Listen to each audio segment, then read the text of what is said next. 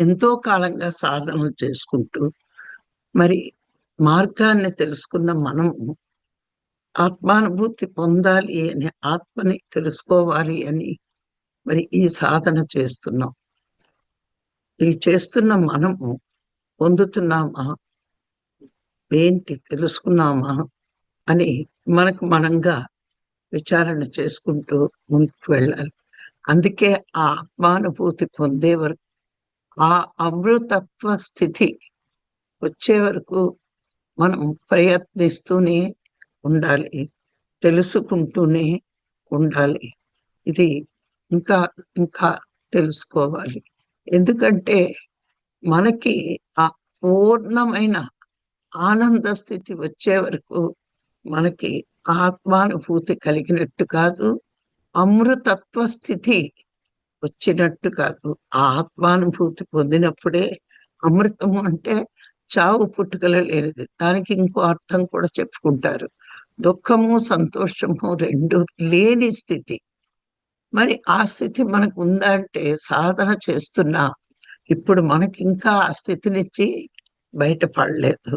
ఎందుకు పడలేదు అంటే ఆత్మ, ఇప్పుడు మనము జీవాత్మలమే అని చెప్పుకుంటున్నాం. ఆత్మ దైవము అని తెలుసు. తెలుసున్నా ఇంకా మనకి దుఃఖము వస్తుంది, సంతోషము వస్తుంది. ఈ 2 రకాలుగా వస్తూ ఉన్నాయి.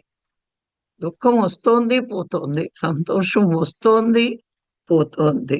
మరి ఎందుకిలా ఉంది అంటే, మరి దానికి కారణం మనమే. ఆత్మ అనాత్మ అయిన మనసుతోటి, శరీరంతోటి మమేకమయ్యింది. మమేకమయ్యి మరి దుఃఖంలోని, సంతోషంలోని తాత్కాలికంగా ఉంటుంది. అనాత్మ అంటే మారేవి. మనసు ఎప్పుడూ మారేదే. మారే వాటిలో ఉండి తాను కూడా మారేది అంటే మరణించేవాణ్ణి అని అనుకుంటున్నాడు జీవుడు. ఆత్మయే, జీవుడు కూడా ఆత్మస్వరూపమే. తాను కూడా ఆత్మే.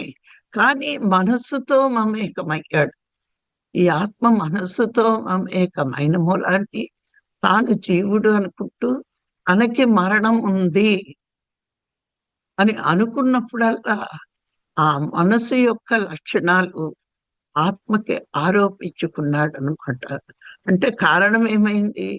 ఆత్మ భగవంతుడని తెలిసినా మరి మనస్సుతో మమేకమై ఇంకా మరణం అంటే భయం.